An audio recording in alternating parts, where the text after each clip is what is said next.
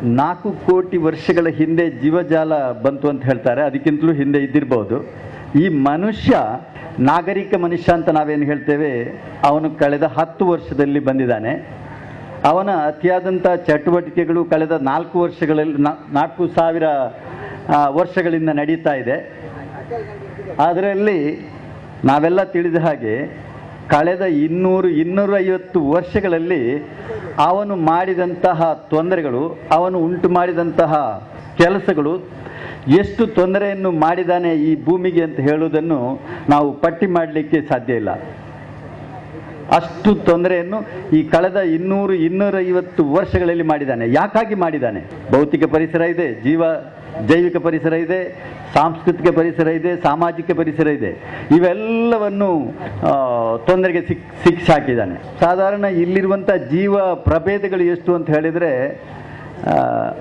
ನಾವು ಐಡೆಂಟಿಫೈ ಮಾಡಿದ್ದು ಸಾಧಾರಣ 15 ಲಕ್ಷ ಆಗಿರ್ಬೋದು ಅಂತ ನನ್ನ ಊಹೆ. ಆದರೆ ಇರುವಂಥವುಗಳು ಅನ್ಐಡೆಂಟಿಫೈಡ್ ಇದರ 10 ಪಟ್ಟು ಇದೆ. ಇದರಲ್ಲಿ ಇನ್ನೂ ವಿಶೇಷ ಏನು ಅಂತ ಹೇಳಿದರೆ, ಎಷ್ಟೋ ಲಕ್ಷ ಪ್ರಭೇದಗಳು ನಾವೆಲ್ಲ ಗುರುತಿಸುವ ಮೊದಲೇ ಅಥವಾ ನಾವೆಲ್ಲ ನೋಡುವ ಮೊದಲೇ ನಶಿಸಿ ಹೋಗಿವೆ.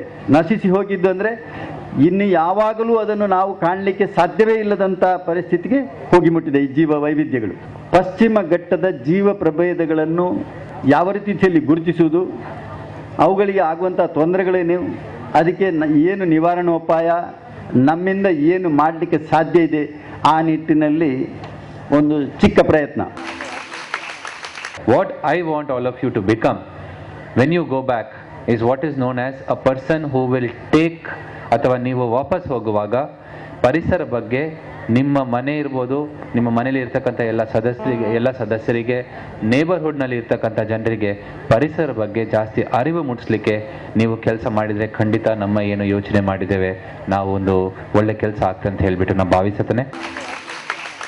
ಪರಿಸರವನ್ನು ಜ್ಞಾಪಿಸುವಂಥ, ನೆನೆಸುವಂಥ ವ್ಯವಸ್ಥೆ ಈ ನಿಸರ್ಗಧಾಮದ ಮುಖಾಂತರ ಆಗ್ತದೆ ಎಂಬುದನ್ನು ಕೂಡ ಇಲ್ಲಿ ಹೇಳುತ್ತಾ, ಇವತ್ತು ಈ ಸಮಾವೇಶವನ್ನು ಮಾಡಿ ಮಕ್ಕಳಿಗೆ ಇದರ ಬಗ್ಗೆ ಆಸಕ್ತಿ ಬರಬೇಕು, ಇದರ ಬಗ್ಗೆ ಚಿಂತನೆಯನ್ನು ಮಾಡಬೇಕು, ಇಕೋ ಕ್ಲಬ್ಬಿನ ಚಿಂತನೆ ಆಗಬೇಕು, ಬೇರೆ ಬೇರೆ ಸಸ್ಯ ಗಿಡಗಳನ್ನು ತಾವು ವೀಕ್ಷಿಸಬೇಕು. ಪಶ್ಚಿಮ ಘಟ್ಟದಲ್ಲಿರುವಂತಹ ಯಾವೆಲ್ಲ ಗಿಡ ಮರಗಳಿವೆ ಅವನ್ನೆಲ್ಲ ಇಲ್ಲಿ ನೆಟ್ಟು ಮಕ್ಕಳು ಅದರ ಬಗ್ಗೆ ಸಸ್ಯ ಸಮೃದ್ಧಿಯನ್ನು ಇಲ್ಲಿ ಬೆಳೆಸಲಿಕ್ಕೆ ಬಹಳ ಕೆಲಸ ಮಾಡ್ತಾ ಇದ್ದಾರೆ. ಎಲ್ಲಿ ಅದು ಕಸ ಕಡಿ ಸಿಕ್ಕಿದ್ರೆ ಅದನ್ನು ನಾನು ತೆಗಿತೇನೆ. ಪ್ಲಾಸ್ಟಿಕನ್ನು ಸ್ವಲ್ಪ ದೂರ ಇಡ್ತೇನೆ. ಪ್ಲಾಸ್ಟಿಕನ್ನು ದೂರವಿಟ್ಟು ಗೋಣಿ ಚೀಲವನ್ನು ಹತ್ತಿರ ಇಡ್ತಿದ್ದೇನೆ. ಮತ್ತು ನಮ್ಮ ಮನೆಯ ಸುತ್ತಮುತ್ತ ಹಲವಾರು ಗಿಡವನ್ನು ನೆಟ್ಟು ಪರಿಸರವನ್ನು ಸಮೃದ್ಧಿಯನ್ನು ಮಾಡಲಿಕ್ಕೆ ಪ್ರಯತ್ನಿಸ್ತೇನೆ. ನಾನೀಗ ಇಲ್ಲಿ ಪಡೆದ ಎಲ್ಲ ಮಾಹಿತಿಗಳನ್ನೆಲ್ಲ ನಾನು ಶಾಲೆಯಲ್ಲಿ ಹೋಗಿ ಮನೆಯಲ್ಲಿ ಎಲ್ಲರಿಗೆ ಹೇಳಿ ಅವರಲ್ಲೂ ಪರಿಸರ ಪ್ರಜ್ಞೆಯನ್ನು ಮೂಡಿಸಲಿಕ್ಕೆ ನಾನು ನೆರವಾಗ್ತೇನೆ. ಪರಿಸರದ ಬಗ್ಗೆ ಮತ್ತು ಜೀವ ವೈವಿಧ್ಯತೆಯ ಬಗ್ಗೆ ಫುಲ್ ವಿವರಣೆಯನ್ನು ಕೊಡ್ತಾ ಇದ್ದಾರೆ ನಮಗೆ. ಮತ್ತು ಅಲ್ಲಿ ಲ್ಯಾಬಿಗೆಲ್ಲ ಕರ್ಕೊ ಹೋಗ್ತೆ ಅಂತ ಹೇಳ್ತಾ ಇದ್ದಾರೆ. ವಸ್ತು ಪ್ರದರ್ಶನ ಎಲ್ಲ ತೋರಿಸ್ತೆ ಅಂತ ಇದ್ದಾರೆ. ಚಲೋ ಅನಿಸ್ತಾ ಇದೆ.